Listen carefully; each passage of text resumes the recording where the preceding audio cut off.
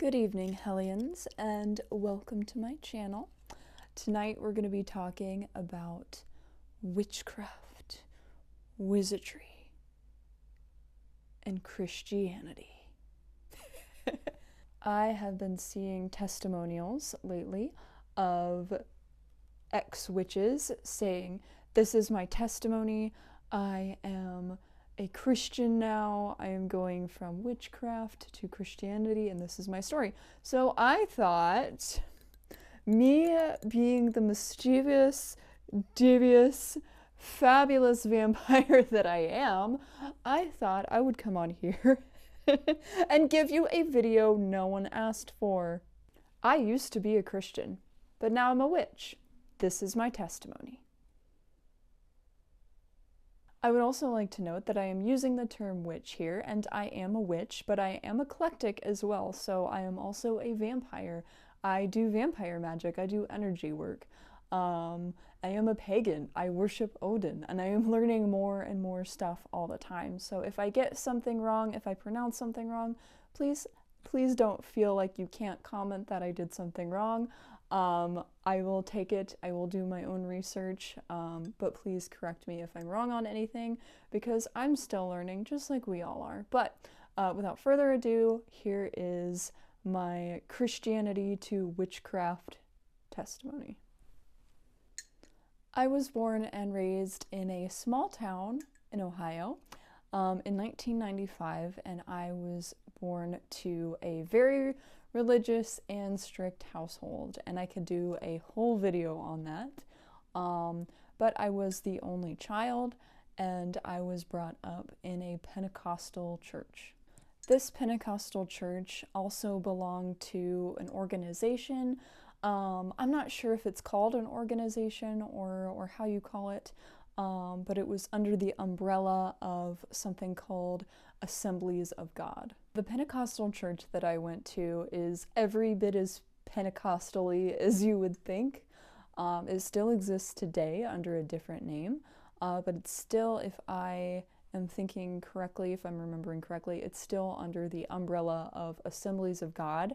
And the only real difference that I've seen with like Assemblies of God churches versus like Pentecostal churches that stand on their own is with Assemblies of God, there's a lot of groups, organization, Royal Rangers, missionettes. I don't think it's called that anymore, but it was called missionettes. All these different programs, different camps, fine arts, oh my goodness, human videos, all this stuff. There was just so much stuff going on in this church. But I lost my train of thought. People were getting slain in the spirit and speaking in tongues and running up and down the aisles and around the aisles and up and down and left and right and around. And there were people just falling on the floor, flailing around. People were getting anointed with holy oil, which is very witchy, but no one ever said a thing about that. But yeah, as any homeschooled, raised in a strict household, raised in a religious household kid would do, I was all in. I loved church. I loved church so much. I wanted to do all the things. And I thought that I was just, Yeshua's favorite daughter, but in reality, or is it Yahweh? Yahweh. I thought I was Yahweh's favorite daughter, but in reality, I just wanted to go to church to make friends. But even then, I got heavily bullied at church, and it wasn't until I was around 9 years old that I really made legitimate friends, which is sad because I was going to the church at the age of 3. And I would constantly get bullied or have frenemies. One day they're your friend, the next day they hate you and they're calling you ugly and all this stuff. But nevertheless, I went to church. I loved church. I wanted to be around people. Little did I know that that was foreshadowing in realizing that I am a psychic vampire and just love the energy of people. But I digress. So I was an only child. I was raised in a strict household, not even right in the city. I was like outside of the city. What else? Only child, homeschooled, all of that. I was all of it. I was the poster child for the weird off kid that has no social skills, and I still struggle with social skills to this day because of the church and because of my upbringing. So at this church, I immediately started at like 3, 4, this group of girls called Missionettes, and I still remember the song that you would sing every time. I think what you would do to start off the meeting every Wednesday night is sing, "We are missionettes for Jesus, arm in arm we stand, together as one." I still remember that song. Bruh. So I remember the song. We would also we would say the Pledge of Allegiance for some reason, and we would pray to Jesus. And one time this girl named Andrea had been bullying me for years and years and years, and I finally said, "Miss Mary, my prayer request is that Andrea would go away." And then she did go away, and I haven't seen this woman for years. Needless to say, that prayer was not repeated by the teacher, and I got in trouble. But anyway, we would go on every Wednesday night and have missionettes, and it was a Jesus Girl Scout, just so we're clear. It is Jesus Girl Scouts. So we would learn how to sew and how to knit. We would learn how to cook. And we would socialize with friends, and that's kind of where the fun would end, because we would learn Bible verses, and we would learn that God is mad at us for our sins, and if we don't repent every single Sunday, we're going to hell. And we, kind of the insane part about this, and really unfortunate part about this, because I still think this is going on, is that women were taught that they should be really excited about getting a husband and cooking for him, cleaning for him, basically being the husband's secretary and doing everything they're told, and dressing modestly, which by their definitions, dressing modestly is you have to put your hands down, and wherever your fingertips go, that's the appropriate length of shorts. And spaghetti strap tank tops were a no. There was like the fashion police up in church that dictated what was and what was not appropriate for anyone to wear. They did this with grown women. Grown women. But yeah, I enjoyed it because that's all there was for me in terms of a social life. I had no other social life other than this Assemblies of God Pentecostal church that taught me I wasn't a good enough Christian if I didn't speak in tongues, and God would like me more if I spoke in tongues, and I would inherit more from the kingdom of God if I spoke in tongues, and God would use me if I spoke in tongues. And that's another thing. All of these Christians were like, "God use me, God use me, God use me." So they were basically, opening themselves up for possession, and they didn't understand that. They would never understand that. And if I told that to their face, they'd be like, "Blasphemy! Blasphemy!" I didn't want to spill my tea. So I was acting like a good little Jesus kid. I prayed, I read my Bible, I joined this other group in the church called Bible Quiz, where we would literally all sit around in teams and have our hand on this buzzer and quote the Bible word for word and get awards for it. I would go on to do this fine arts festival, which is a whole other topic we can talk about, but it's basically a competition of the arts. I actually did really well in those for at least 1 year anyway, doing acting and stuff like that, and I really enjoyed my time doing that. But they just shoved the God stuff down your throat, and I honestly don't remember any of it now. I was on fire about it then, but I don't remember any of it now because I wasn't there for that. I was there to be around people. Meanwhile, outside of that, outside of church, one day, I remember this very specifically. I don't remember how old I was, but I remember being like, I'm going to take this sermon that I heard to heart and really just read the Bible on my own and develop my own personal relationship with God. So I opened up the Bible I started reading Genesis, and my heart just kind of sank, and I thought, wow, God is arrogant and jealous and mean. And then I immediately felt bad, started crying, prayed for forgiveness, didn't tell anyone that I said that to myself because I was so ashamed. And I thought, wow, I am committing blasphemy against God right now, and that's an unforgivable sin, and I'm going to go to hell, and I'm going to burn, and I won't have any of my favorite stuff.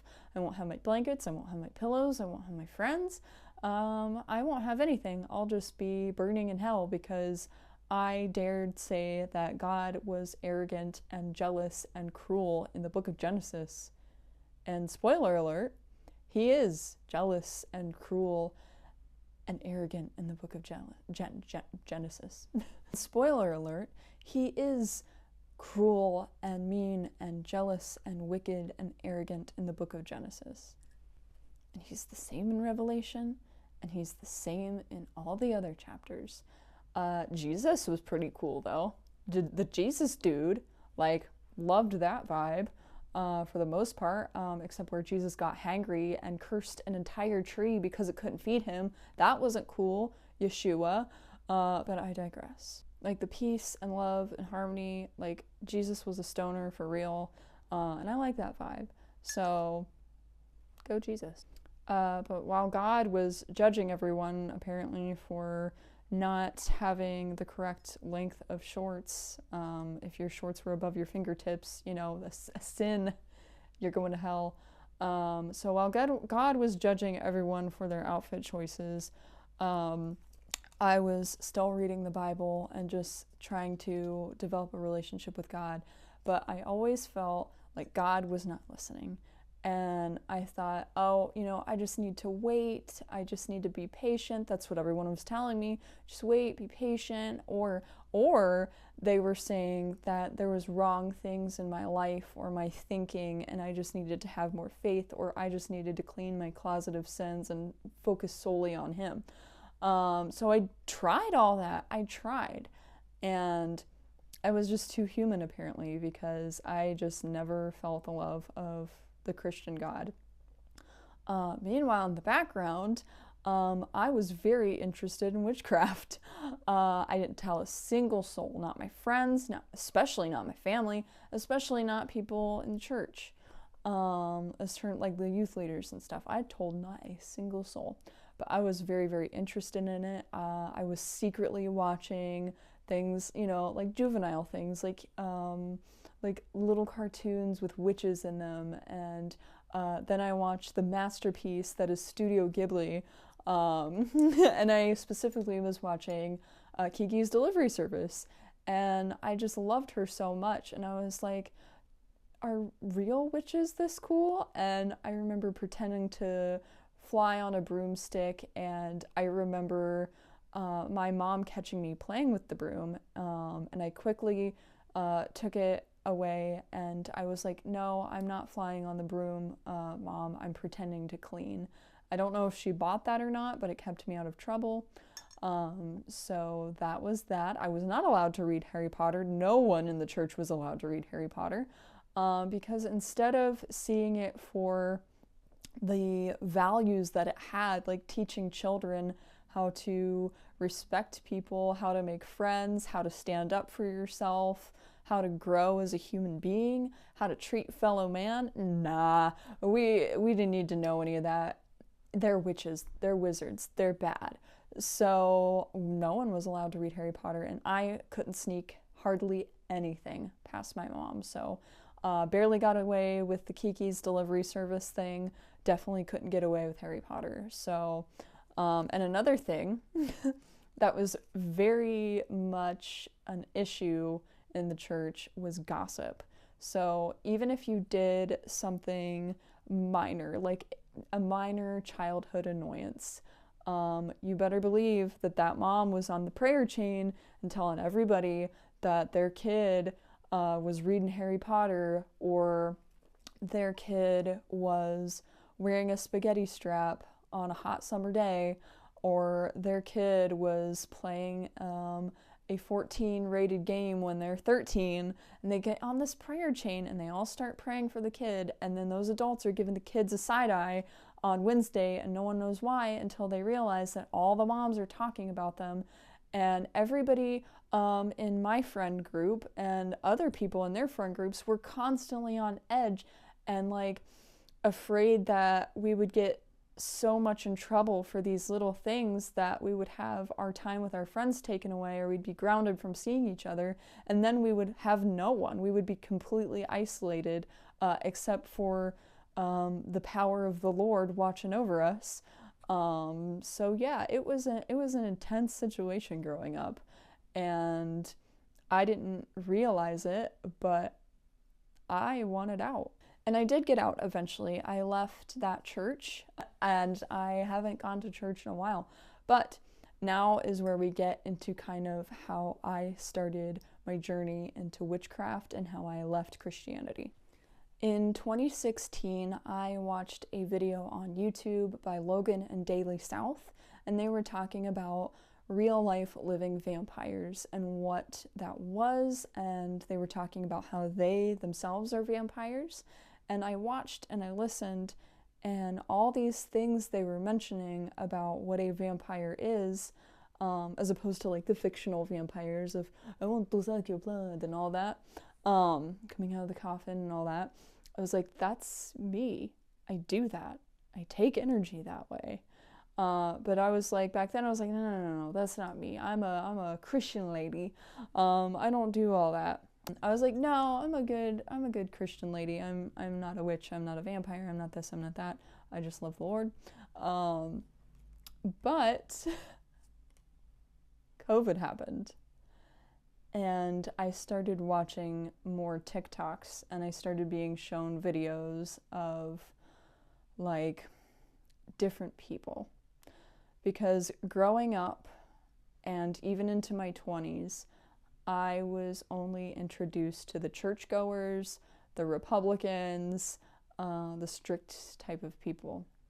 And so I started seeing other walks of life, and I started seeing people doing magic, doing witchcraft, working with stones, herbs, manifesting stuff. And I really took a hard look at it. And little by little, I started to open up my mind and realize that it was something I wanted to try, because it was always something I was interested in. I just didn't allow myself to feel that, to think that, to embrace that. So I tried, and I did my first spell, and it was a protection spell, and it felt so right, and it felt so liberating. And I did that in the midst of my divorce with my crazy Christian Republican ex-husband. So I did that, and I was like, you know what? I want to continue down this path. So I was doing magic while also awakening to the fact that I am a living vampire, and I do take in energy. And so I was learning the techniques with that, the breathing. I was learning the fact that you can take people's energy, not just ambient energy, but you can take people's energy. And I learned about that, and quickly learned that you must ask consent before taking someone's energy, because it's the nice thing to do. And you would ask consent before doing anything with anybody. So energy work is no different. So I learned that about myself. Much later on down the line, I learned that all those times that I wasn't feeling the connection with the Christian God, I was getting signs and visits from time to time from Odin. And I really started doing more research on him. And now Odin is my deity. And I'm learning more and more about him all the time, even still. So yeah, I say that I do believe that there is a Christian God, because I believe in many gods, but I don't worship that God. And I think that's what irritates people the most, is they think I just turned my back and completely don't believe in the Christian God. No, I believe in the Christian God. I choose not to worship that God because everything I've ever read about that God is that he's judgmental, that he is unloving, and that he is, if he's giving something to us, he expects something in return. It's not just a, hey, here you go, have a nice day, be blessed. No, he expects total and full devotion, no matter what. No questions asked, especially full blind faith. But I don't know. And I feel like not everything in the Bible is true. So even though I do believe in the Christian God, I don't think everything in the Bible is true. I do think, though, that, like I said, that the Christian God is quite arrogant and judgmental. But his son turned out all right. It seems like his son was a pretty cool dude, if he, if that's, how you want to look at it. But yeah, eventually I got comfortable with saying I am a real life vampire out loud. I eventually got comfortable with saying I'm a witch. I got comfortable with saying I'm a pagan. And now, I'm still learning, and I have now discovered the word eclectic. I don't know how that word passed through my line of vision, but it did, and I realized that I'm eclectic and that I'm not just one thing.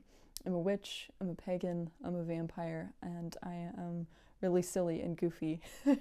I'm not the kind of vampire you'd expect. But yeah, my values are the same. I'm not lying to people. I'm not stealing from people. I'm not, judging people. I love people. If anything, I love people more now that I'm not a Christian.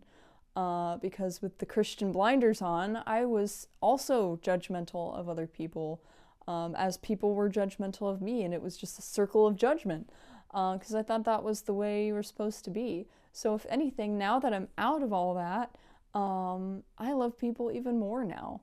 So I encourage you to open up your mind and, think, if you're a Christian, I would like you not to renounce your religion or anything. I'm sure there are plenty of Christians that are lovely people. In fact, I know some Christians that are actually really nice, and they're not like these Pentecostals that I described.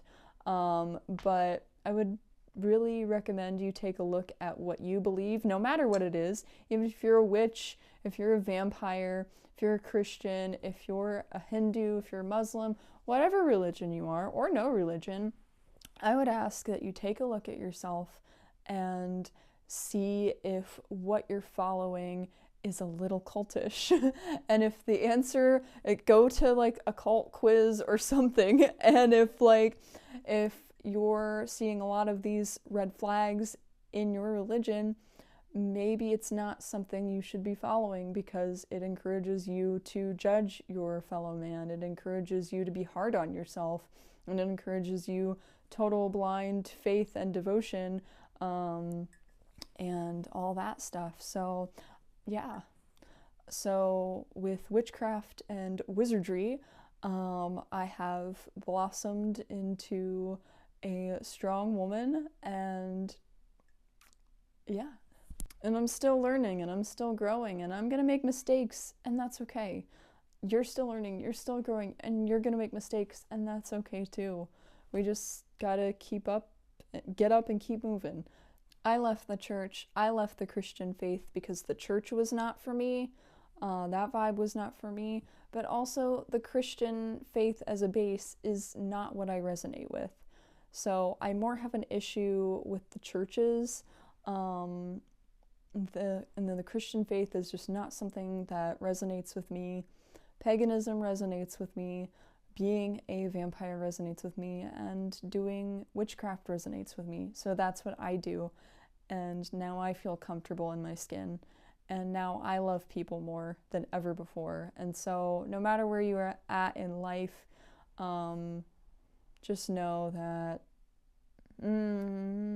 I was gonna have like some wise words for you, but I got nothing. Just do you. Do things that make you happy, things that make you smile. Treat others with love, kindness, and respect, and treat yourself with love, kindness, and respect.